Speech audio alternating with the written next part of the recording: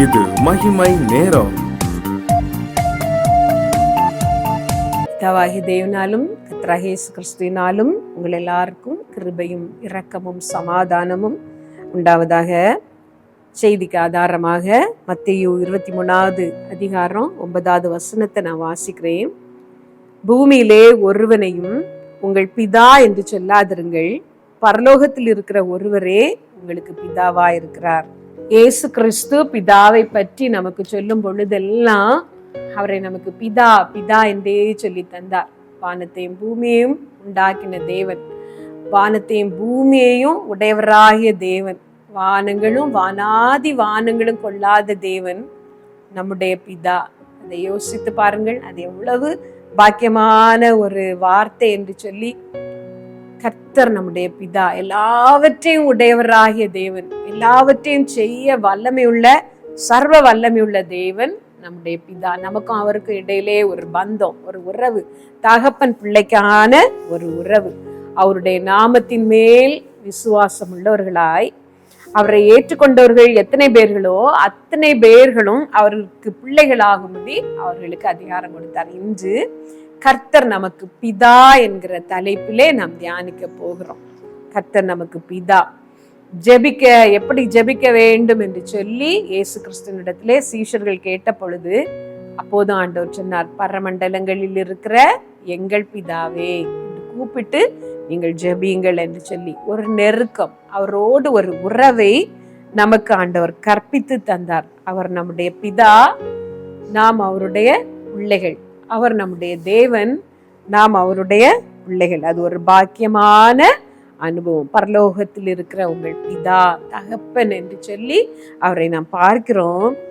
அவர் தகப்பனாக அவரை சொல்லும் பொழுது வேதம் சொல்லுகிறது, ஒருவனை அவன் தகப்பன் தூக்கி ஒரு பாலகனை அவன் தகப்பன் தூக்கி சுமப்பது போல நான் உங்களை சுமந்தேன், ஏந்தினேன், தப்புவித்தேன், இதுவரைக்கும் உங்களை நான் கொண்டு வந்தேன் என்று சொல்லி. அந்நிய தேவன் ஒருவரும் அவரோட இருந்ததில்லை. அவர் ஒருவரே அவனை நடக்க பண்ணினார். உளையிடுதலான இடங்களிலும் பாழான நிலங்களிலும் அவனை கண்டுபிடித்தார், அவனை நடக்க பழக்கினார் என்று சொல்லி. நம்மையும் அப்படிதான் ஒரு தகப்பனாக பாழான இடங்களிலே, வனாந்தரமான ஸ்தலங்களிலே அவர் நம்மை கண்டுபிடித்து நம்மை தேடி வந்து நம்மை முந்தி அன்பு கூர்ந்து அவருடைய சொந்த பிள்ளைகளாக நம்மை ஏற்றுக்கொண்டு நம்மை இது வரைக்கும் நாம் நடந்து வந்த வழிகளில் எல்லாம் அவர் நம்மை நடத்தி வந்தார், சுமந்து வந்தார். ஒரு குழந்தையை சுமப்பது போல நான் சுமந்து கொண்டு வந்தேன் என்று சொல்லி வேதவசனம் சொல்லுகிறது. கர்த்தர் ஒரு தகப்பனாக நம்மை சுமந்து நடத்துகிறார். அதே போல வேதத்துல சொல்லப்பட்டிருக்கிறது, தகப்பன் தன் பிள்ளைக்கு இறங்குகிறது போல கர்த்தர் தமக்கு பயந்தவர்களுக்கு இறங்குகிறார்.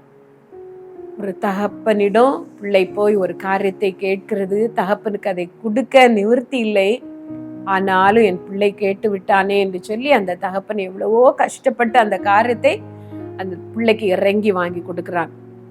ஆனால் நம்முடைய பரம தகப்பன் அப்படியெல்லாம் எல்லாவற்றையும் செய்ய வல்லமை உள்ளவர். நாம் அவரிடத்திலே கேட்கும் பொழுது அவர் நமக்கு இறங்குகிறார் என்று சொல்லி வேதவசனம் சொல்லுகிறது. எப்படி ஒரு தகப்பன் தன்னுடைய பிள்ளைகளுக்கு இறங்குகிறானோ அதே போல நாம் அவருக்கு பயப்படும் பொழுது கர்த்தர் நமக்கு இறங்குகிறார் என்று சொல்லி வேதத்துல நாம் வாசிக்கிறோம்.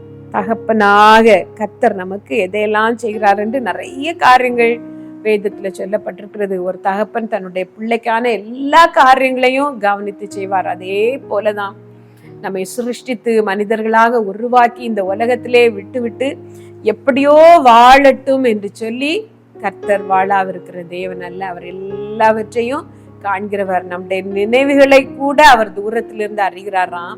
நாம் உட்கார்ந்திருக்கும் பொழுதும் எழுந்திருக்கும் பொழுதும் அவர் நம்மை சூழ்ந்து கொண்டிருக்கிறாராம். பாதாளத்துல போய் படுக்க போட்டால் கூட அங்கேயும் நீர் என்னை காண்கிறீர் என்று சங்கீதக்காரன் சொல்லுகிறார். நம்முடைய நினைவுகள் எல்லாம் அவர் தூரத்திலிருந்து அறிகிறார். கண்ணை உண்டாக்கினவர் காணாரோ, காதை உண்டாக்கினவர் கேளாரோ என்று சொல்லி இருக்கிறது. ஒரு தகப்பனாக அவர் எல்லாவற்றையும் கண்காணிக்கிறார், எல்லாவற்றையும் அவர் பார்த்து கொண்டு இருக்கிறார், எல்லாவற்றையும் அவர் பார்க்கிறார். மத்தேயு 7:11 சொல்லப்பட்டிருக்கிறது, உங்களுக்கு இன்னது தேவை என்று அவர் அறிந்திருக்கிறார். அவர் தகப்பனாக நாம் வேண்டிக் கொள்வதற்கு முன்னாலே அவரை நோக்கி பார்த்து அப்பா என்று சொல்வதற்கு முன்னாலேயே அவருக்கு தெரியும், என் பிள்ளை, என் மகன், என் மகள் இதை தேடிதான் என்னிடத்திலே வந்திருக்கிறாள், இதுதான் அவளுடைய தேவை என்று அவர் நம்முடைய நினைவுகள் எல்லாம் கூட அவர் அறிந்திருக்கிறார். அவர் நம்மை நன்றாக அறிகிறார், உள்ளும் புறம்புமாக அவர் நம்மை அறிகிறார். அவர் நமக்கு தகப்பனாய் இருக்கிறதினால் நாம் என்ன செய்ய வேண்டும் என்று சொல்லி சில காரியங்களை சொல்லிவிட்டு நான் முடிக்கிறேன். ஒன்று, மத்தேயு 6ஆம் அதிகாரத்துல ஒரு வசனத்தை, முக்கியமான ஒரு வார்த்தை நான் உங்களுக்கு வாசிக்கிறேன். நான் உங்களுக்கு சொல்லுகிறேன், உங்கள் சத்துருக்களை சிநேகிங்கள், உங்களை சபிக்கிறவர்களை ஆசீர்வதிங்கள், உங்களை பயக்கிறவர்களுக்கு நன்மை செய்யுங்கள், உங்களை நிந்திக்கிறவர்களுக்காகவும் உங்களை துன்பப்படுத்துகிறவர்களுக்காகவும் ஜெபம் பண்ணுங்கள். இப்படி செய்கிறதினால் நீங்கள் பரலோகத்தில் இருக்கிற உங்கள் பிதாவுக்கு புத்திரராய் இருக்கிறீர்கள். பிதாவுக்கு புத்திரராய் இருக்கிறதினால் நமக்கு ஒரு அதிகப்படியான அவசியம் இருக்கிறது, அதிகப்படியான ஒரு கற்பனை இருக்கிறது. சத்துருக்களை நேசிக்க வேண்டும், பகைக்கிறவர்களுக்கு நன்மை செய்ய வேண்டும். அவர் பூரண சர்க்குணராய் இருக்கிறது போல நாமும் இந்த உலகத்திலே வாழ்ந்த அவருடைய குணாதிசயங்களை நாம் வெளிப்படுத்த வேண்டும். நமக்கு ஒரு அதிகப்படியான ரெஸ்பான்சிபிலிட்டி, ஒரு பொறுப்பு. கர்த்தரை தெய்வமாக கொண்ட நாம் பாக்கியமுள்ளவர்கள். அவர் நமக்கு பிதா என்று உலகத்திலே சொல்லி கொண்டு மற்றவர்களும் செய்யாத தப்புகளை நாம் செய்து கொண்டு இருந்தோமானால் நாம் அவருக்கு பிள்ளைகள் என்று சொல்லப்படுவதில்லை, நினைக்கப்படுவதில்லை. நாம் அவரை போல சத்துருக்களை நேசித்து பகைக்கிறவர்களுக்கு நன்மை செய்து, ஒரு கன்னத்தில் அறைகிறவனுக்கு மறு கன்னத்தை காட்டி கொடுத்து, ஒன்றை கேட்கிறவனுக்கு 2 கொடுத்து நாம் வாழும் பொழுது அவருடைய குணத்தை நாம் இந்த உலகத்திலே பிரதிபலிக்கிறோம், அவருடைய பிள்ளைகளாக நாம் இருக்கிறோம். ஆகவே நாம் செய்ய வேண்டிய ஒரு காரியம், அவருடைய குணங்களை நாம் வெளிப்படுத்த வேண்டும். விசேஷமாக லூக்கா 6:36 சொல்லப்பட்டிருக்கிற, அவர் இரக்கமுள்ளவராக இருக்கிறது போல நாமும் இரக்கமுள்ளவர்களாக இருக்க வேண்டும். நீதி, நியாயம், சட்டம் என்று சொல்லி பிடித்து கொண்டு இருக்காமல் இறங்க வேண்டிய இடங்களிலே நாம் இரக்கத்தை காண்பிக்க வேண்டும். அப்பொழுதுதான் மற்றவர்கள் புரிந்து கொள்வார்கள், இவர்கள் பிதாவின் பிள்ளைகள் என்று சொல்லி. அதே மாதிரி உங்கள் பிதா உங்களுக்கு மன்னிக்கும்படிக்கு நீங்கள் மற்றவர்களுக்கு மன்னிக்க வேண்டும். இது ஒரு விலையேற பெற்ற ஒரு குணம். மற்றவர்களை, நமக்கு அவ்வளவு அநியாயம் செய்தவர்களை மன்னிப்பது அவ்வளவு சுலபம் அல்ல.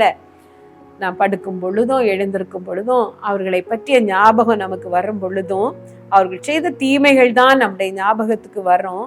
அந்த நினைவுகள் வந்து நம்மை வேதனைப்படுத்தும் பொழுது அவர்களை மன்னிப்பது அவ்வளவு சுலபமாக இருக்காது. ஆனாலும் நாம் மன்னிக்க வேண்டும் என்று கர்த்தர் சொல்லுகிறார். உங்கள் பிதா உங்கள் குற்றங்களை மன்னிக்கும்படி நீங்களும் அவர்களுக்கு மன்னியுங்கள் என்று கர்த்தர் சொல்லி இருக்கிறார். ஆகவே அவருடைய சுபாவங்களை வெளிப்படுத்துகிறவர்களாக, அவர் இறங்கினது போல இறங்குகிறவர்களாக, அவர் மன்னித்தது போல மன்னிக்கிறவர்களாக நாம் வாழ வேண்டும். பொல்லாதவர்களாகிய நீங்கள் உங்கள் பிள்ளைகளுக்கு நல்ல ஈவுகளை கொடுக்க அறிந்திருக்கும் பொழுது பரமபிதாவானவர் தம்மிடத்தில் வேண்டிக் கொள்ளுகிறவர்களுக்கு நன்மையானவைகளை, பரிசுத்த ஆவியை கொடுப்பது அதிக நிச்சயம் அல்லவா என்று சொல்லி இருக்கிறது. உங்கள் பிதாவை நோக்கி நீங்கள் அறை வீட்டுக்குள் பிரவேசித்து ஜெபம் பண்ணுங்கள் என்று சொல்லி இருக்கிறது. ஒரு நிமிடம் கண்களை மூடி ஆண்டவரிடத்திலே ஜெபித்து முடிக்கலாமா? சர்வ வல்லமையுள்ள எங்கள் நல்ல தகப்பனே, இந்த நாளின் செய்தியை நாங்கள் முடிக்கிறோம். ஆண்டவரே, நீர் எங்கள் பிதா, தகப்பன் இறங்குகிறது போல நான் இறங்குகிறேன் என்று சொன்னீர். உம்முடைய பிள்ளைகளாக வெளிப்படுத்துகிற நல்ல சுபாவங்களை, குணாதிசயங்களை எங்களுக்குள்ளே நீர் தாரணப்பா. எங்கள் வாழ்க்கையிலே நாங்கள் தேவையோடு ஜெபிக்கிற காரியங்கள், ஏக்கத்தோடு கண்ணீரோடு உம்முடைய முகத்தை பார்க்கிற காரியங்களே எங்களுக்கு அதிசயம் செய்யும். ஒரு சாதாரண தகப்பன் இறங்கும் பொழுது சர்வ வல்லமையுள்ள பிதாவாகிய நீர் எங்களுக்கு இறங்காமல் இருக்க மாட்டீர் ஆண்டவரே. இந்த தேவை பெரிய ஒரு தேவைதான். மனுஷரால் இது கூடாததுதான், ஆனால் உம்மால் கூட ஆண்டவரே. எங்கள் எல்லாருக்கும் எங்கள் இருதயத்தின் ஏக்கங்களை எல்லாம் நிறைவேற்றி எங்களை ஆசீர்வதியும். இந்த நேரத்துல கண்ணீரோடு அப்பா எனக்கு இதை தாரும் என்று ஜெபிக்கிற ஒவ்வொருத்தருக்கும் நீர் அற்புதம் செய்யும். உடைய நாமத்தை மகிமைப்படுத்தும். இயேசு நாமத்துல கேட்கிறோம் ஜீவனுள்ள எங்கள் நல்ல பிதாவே, ஆமென்.